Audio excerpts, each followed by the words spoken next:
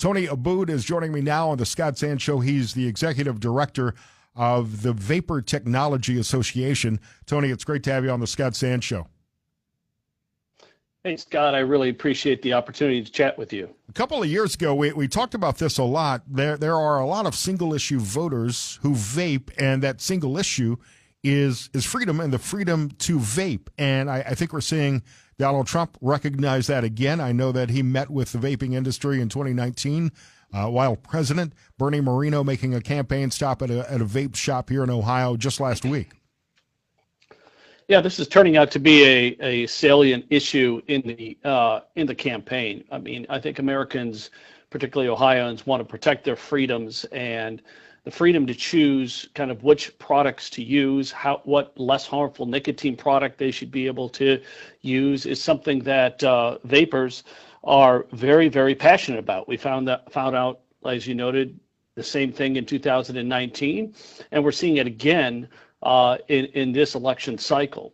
Vaping voters are passionate individuals. This product has changed their lives for the better, and they don't like the idea that they have a current Biden administration, which is doing everything in its power to rip these products out of their hands and take them out of the marketplace. You know, it's interesting because I do advocate for the vaping industry. I would consider myself, if there is such a thing, a recreational vapor. I've never smoked cigarettes, so I didn't turn to vaping as a way to stop smoking combustible cigarettes that are full of all the harmful ingredients and carcinogens. I do smoke cigars. But vaping, when I can't smoke a cigar, like in my apartment, I might turn to a vape for a second if I want a little hit of nicotine. But for so many people, as you just kind of alluded to, so many people have been able to break the habit of combustible carcinogenic cigarettes by turning to vaping. That is true. And the only people in this country that don't truly embrace that right now are the folks inside the FDA. What they've been doing is they've been authorizing hundreds and hundreds of new cigarettes for Americans to use and smoke, and they have authorized in the last few years only a handful of vaping products. This is an absurd situation for any government agency to put the people in. And the people are the ones that matter here because they're the ones that are dying from smoking cigarettes. And so when you have an agency that is literally pushing hundreds, almost 1,000 actually, new cigarettes into the market in the last 2 years and telling American consumers that they're only going to authorize a handful of vaping products, we're talking about hypocrisy at a level that we haven't seen in a very long time. Tony, so many, I was just going to interject there. Part of the reason is the hypocrisy here is that politicians have demonized flavored vape products, and they're concerned, and this is not a single party issue. It's not just Democrats. We've had many Republicans, including Governor DeWine, demonizing flavored vapes because they're afraid it's going to appeal to kids. That, in their words, adults aren't going to want to have and vape the bubblegum flavored vape, which is simply not true. It isn't true, and the facts and the statistics bear that out.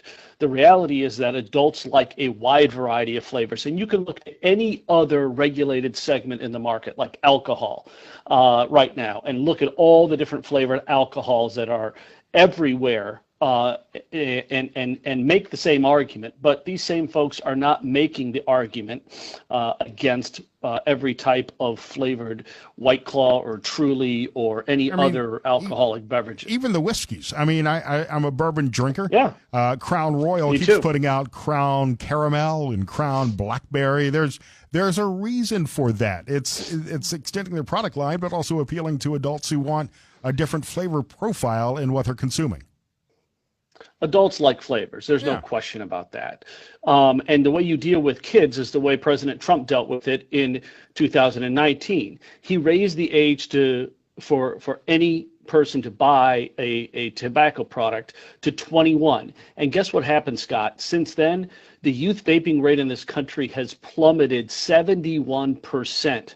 Now the FDA is calling it a success. And so at what point do we start focusing on the adults and start making sure that they have products available to them and that vape shops stay open? That was what was so significant about what Bernie Moreno did just last week when he visited a vape shop, a small business in Ohio that is under such pressure of being shut down by this federal government, to talk to them about their concerns and their interests. That is a true commitment to protecting small businesses and doing positive things for public health.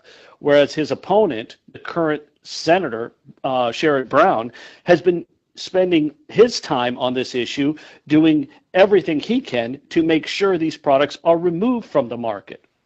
We're talking to Tony Abboud. He's the executive director of the Vapor Trade Association, Vapor Technology Association, here on the Scott Sands Show. Let's talk about the small business aspect of it, because I believe so many of us want to protect small business interests, which are hiring a majority of employed Americans in this state and across the country. I forget the exact numbers, Tony, but back a few years ago when I was talking with my buddy James Jarvis, our friend who was at the time the head of the Ohio Vape Trade Association, I want to say that there were something like more than 3,000 people employed in Ohio alone by the vapor industry. Yeah, that's right. And what we've seen is, again, those businesses under pressure. There are still more than 3,000 jobs that are created by the vapor industry. The industry in Ohio has a $500 million economic impact on the state and generates over $100 million in state and local taxes, funding the government there.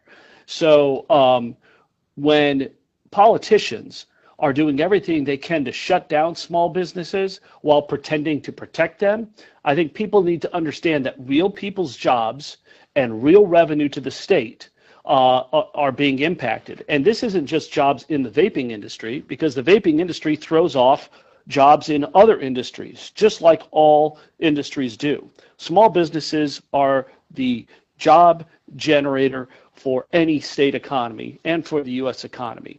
And when you have a federal government and federal politicians that are trying to shut them down, that needs to be known. And that's why, again, it was so important that Bernie Moreno visited a vape shop, talked to vape shop owners and distributors from around the state, understood their problems, and talked about what he is going to do to prevent the federal government from, as he put it, raining holy hell on these businesses. You know, for the people who are concerned about kids vaping, it's never been the vape shops that have been the problem. It's been big tobacco that started recognizing the threat that vaping posed on the tobacco industry and began to produce their own vape products that were sold at convenience stores, at C-stores and grocery stores that weren't as stringent about IDing people buying those products, that allowed so many youth, so many kids under 18, under 21 to buy those products at the non-vape shop locations.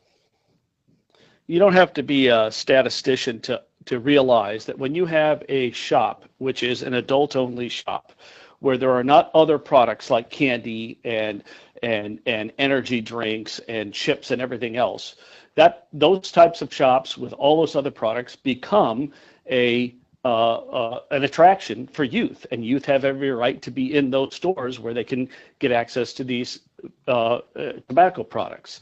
Vape shops have a much easier time at restricting access to their shops, and they're very proud of their ability to card and to keep youth from getting access to these products. But as we already talked about, the youth vaping rate now is so low. We're down to only 1.5% of youth in this country that are daily vaping. Those are the ones that are, I guess, we would be are most concerned about addressing. But as far as the base rate, we are literally at around 4.5% of youth vaping. We are now well below the youth vaping, the youth use of youth use of tobacco, of opioids, of fentanyl. And we have to focus on the real issues as they relate to youth, as opposed to continuing this fiction that the mere existence of flavored vaping products, which adults love, is the only thing that has to be done in terms of removing them from the market. Let's talk about I Vape I Vote for a second. We're talking with Tony Abboud, who's the executive director of the Vapor Technology Association here on the Scott Sands Show. I think that these vapors, these single issue voters on vaping, will have an impact in some swing states. I don't know to what degree. Ohio no longer a swing state. People who vape could play a swing difference in the Bernie Moreno Sherrod Brown campaign. But the reason why they're single issue voters is it boils down to a freedom of choice and being able to decide for themselves what product they want to consume. That's true. We know this election is going to be, at the presidential level, is going to be decided by the slimmest of margins. And what we are doing with I Vape I Vote this year is making sure that voters understand which party is the party that is willing to stand up and protect their freedoms, to have access to products that they choose to use. Again, we are talking about legal products that are sold to adults. And we have one party saying, yes, they should have a freedom. That's the conservatives and Republicans. And we have another party that's saying, no, we have to get rid of all flavored vapes. We know better than you. We're just doing this to protect you, to protect our kids. We know better. Yeah. And President Trump has made clear where he stands on this issue. Which I find funny because he's never been a smoker, never been a drinker, and yet he's defending the vaping rights.